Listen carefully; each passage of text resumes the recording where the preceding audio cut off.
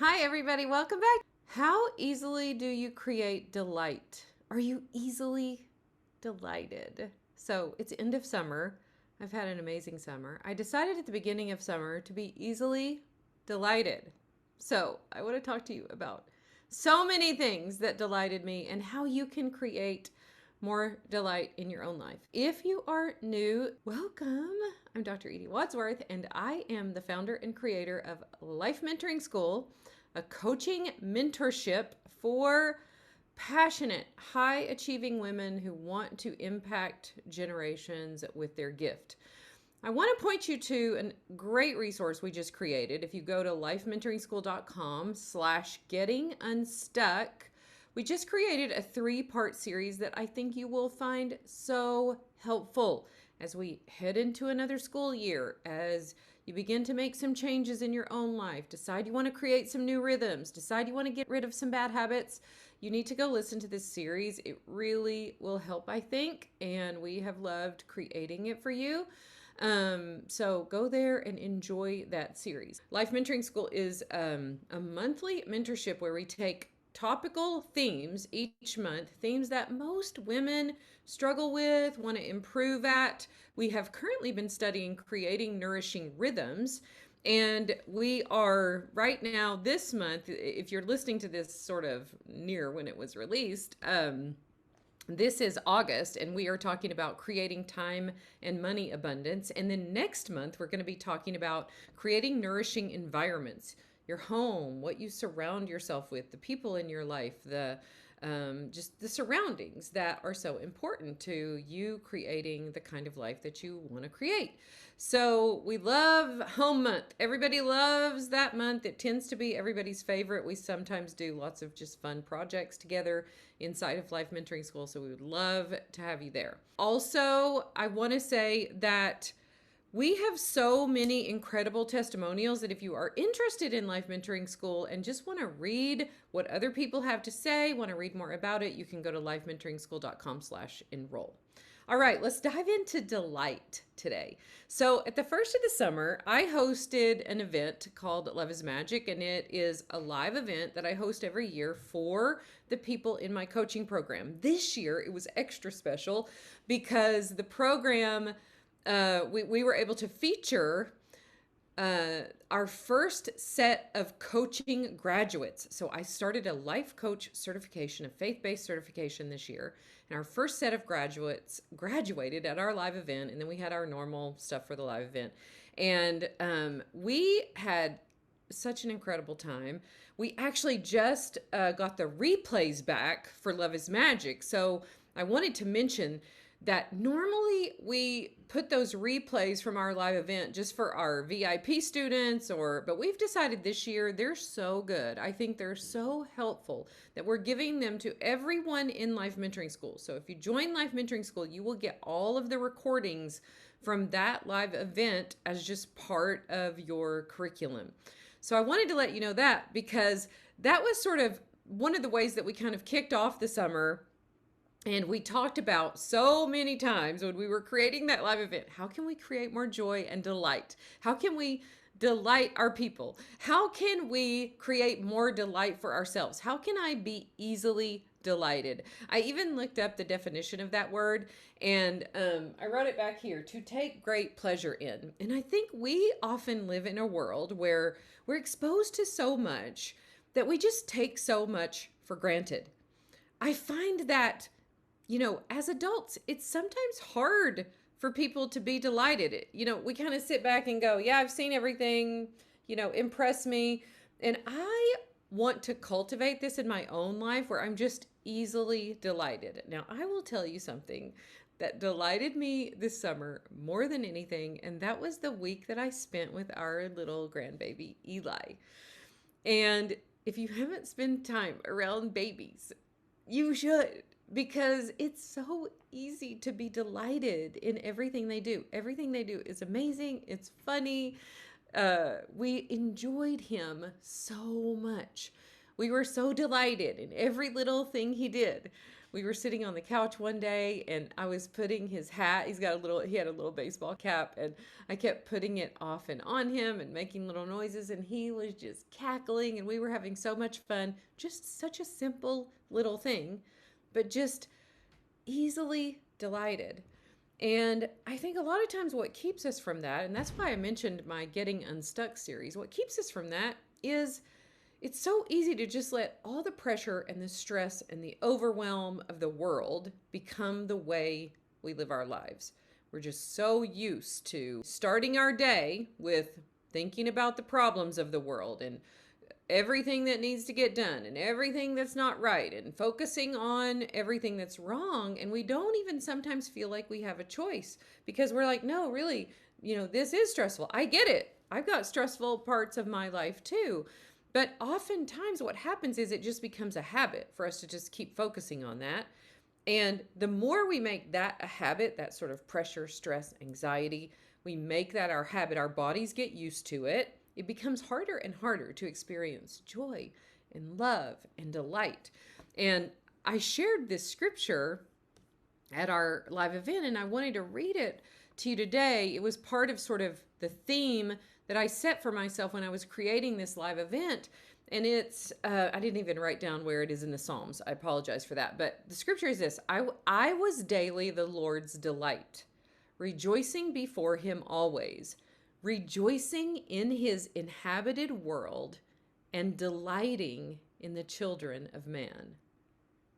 I love that verse. I think I'm going to read it again. I was daily the Lord's delight, rejoicing before him always, rejoicing in his inhabited world and delighting in the children of man. Do we delight in what God made? Do we delight in who he made? Do we love his creation? Because he does. He delights in what he made. He delights in you. He delights in us. He loves us. And he created us in this same way, in his image, to love, to experience delight in him, in his creation, in the people that he's placed in our life. And whether we choose this path of delight and love and joy or not will determine how we experience our lives, how we experience the world. You will always find what you're looking for. So what are we finding in the world? And what are we finding in the people in our lives? Are we finding reasons to be delighted? So we've spent really nearly this whole last year traveling. I told somebody today, I'm like, our kids are in all different directions and we adore them so much that we just spend so much of our time going here to see this one, going to see this one, go to visit this one. This one comes to our house for a week. And it's been so incredible and so amazing. When we left, we were just in Minnesota for 3 weeks. And we saw Steve's family, some of Steve's older kids there who feel like they're my own. And I was just like so sad when they left, so much enjoyed spending time with them. And then we had Emmy and Ellie there. And then Ellie just left on Sunday. And those girls leaving feels like such a huge loss to me, mostly because I love them so much and delight in them. And then, of course, there's my daughter, Katie, and we got to spend some time with her this week. And then I miss her so much. And Taylor and his wife, Mary Kate, and the baby, and we miss him so much. And I feel like it's been this sort of whirlwind of delight and enjoyment and love. And then, oh, my mama heart is broken because then they have to leave. And so it's been this cycle of that. But when I look back at my intention of just deciding to be delighted, of course, I could make the argument that it's so easy to be delighted in kids that you love. But if you're a parent, that's not always true. Of course, there's little Tom Tom that is with us all the time. And he is... Talk about a kid that has a love and zest for life. I love watching him. He is a kid who is easily delighted. And I just want more of that. And I think it becomes harder as adults for us to create that because we let the pressure of the world become our way of thinking and being in the world. We just decide, we don't even think we decide. We look at our lives and go, well, I guess I should just be all stressed out all the time and feel all of this pressure. And we don't even think it's optional. One of the things that I teach my clients is the creation cycle. It's basically cognitive behavioral therapy, where, and this is a cycle of thoughts which create feelings, which drive our actions. And I was teaching this in my coaching group a month or so ago, where we have a cycle of love, which is made in God's image, how He made us to experience the world. And I call this our true self cycle. And then there's this cycle of really based in fear. And I call this our false self cycle. And it's so easy for us to get stuck in that, a cycle of fear and worry and overwhelm. And it's easy to let all the cares of the world and everything that's wrong in your life and everything that's wrong with your kids and wrong with your marriage, like, keep you stuck here. And this is not where we're created to stay. Of course, we're humans and we're going to experience that.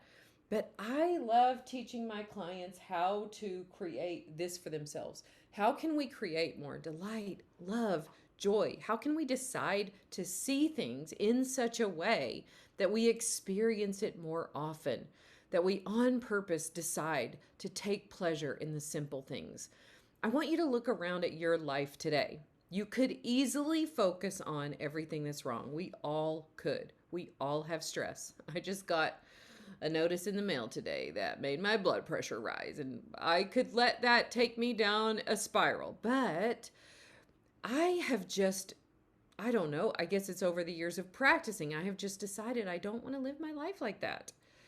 We have a choice. We can choose what we think. We can't always choose what happens outside of us. I often tell my clients, there's all these things outside of you, outside of your own creation cycle, that you can control. What I got in the mail today, I can't control. How I respond to it is in my control. And it feels hard when you first begin doing this. And it feels sometimes like, oh, I can try to work on that, but it just feels true that I should be stressed out. But I promise you, it is optional. And when you decide to be more delighted, when you decide to intentionally look for things to be thankful for, things to enjoy, things to notice in your everyday, what will happen as you focus on that is that will be then at the forefront of your mind. You're always ready to be delighted when you decide, like, oh, I can experience joy, love, delight so much more in my life when I just decide to. And I just think it's worth trying. I know that there's a lot going on in the world, and I know things can feel so heavy. I'm right there with you, but we do have a choice.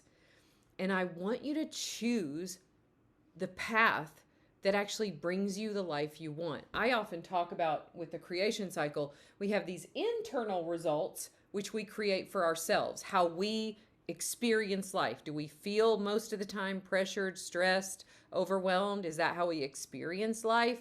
Or do we most of the time feel this sense of awe and wonder and love and joy and delight?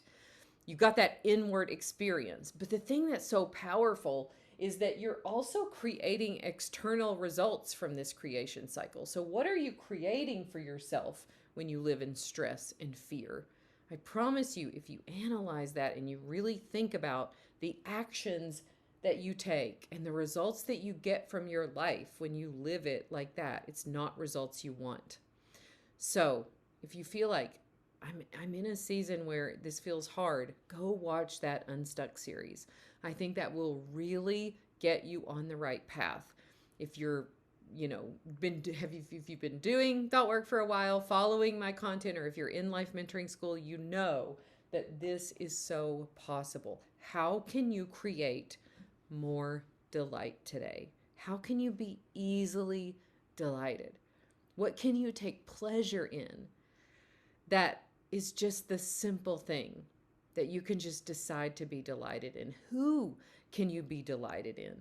Think of that scripture. God delighted in what He made, and He delighted in the people He made. So what can you do to mimic that today? What can you delight in that He made, and who can you delight in that he made. I challenge you to do that today. I promise you, you won't regret it. All right. Thanks for joining. I hope you have a great rest of your day. I'll see you next week. Bye.